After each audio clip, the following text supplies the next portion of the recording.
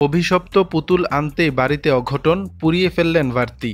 গোল গোল চোখ, লম্বা কান আর বড় বড় দাঁত, ট্রেন্ডে গা ভাসিয়ে অনেকেই কিনেছেন লাবুবু নামের অদ্ভুত দর্শন পুতুল। কেউ তা ঘরের শোভা বাড়াতে ব্যবহার করছেন, কেউ বা চাবির রিংয়ে ঝুলিয়ে ঘুরছেন।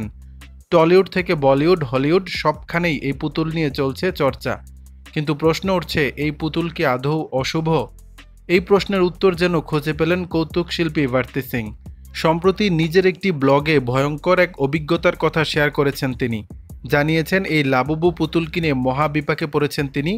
তার দাবি, পুতুলটি ঘরে আনার পর থেকেই 3.5 বছরের ছেলে গোল্লার আচরণে এসেছে অস্বাভাবিক পরিবর্তন।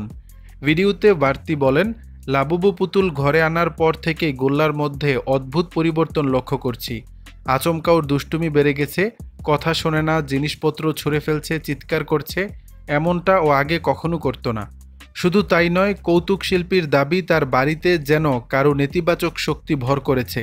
এতটাই আতঙ্কিত হয়ে পড়েন তিনি যে শেষমেশ ওই পুতুলটি বারান্দায় নিয়ে গিয়ে পুড়িয়ে ফেলেন। পুতুল পোড়ানোর সময়ও অদ্ভুত ঘটনা ঘটে। বারবার চেষ্টা করেও আগুন ধরানো যাচ্ছিল না পুতুলটিতে। পাশে দাঁড়িয়ে থাকা স্বামী রসিকতা করে বলেন, দেখো পুতুলটা কিছুতেই পুড়ছে না, মনে হচ্ছে এর ভেতরে আত্মা রয়েছে। দর্শক, বিষয়টি নিয়ে আপনাদের মতামত জানাবেন নিচের কমেন্ট বক্সে।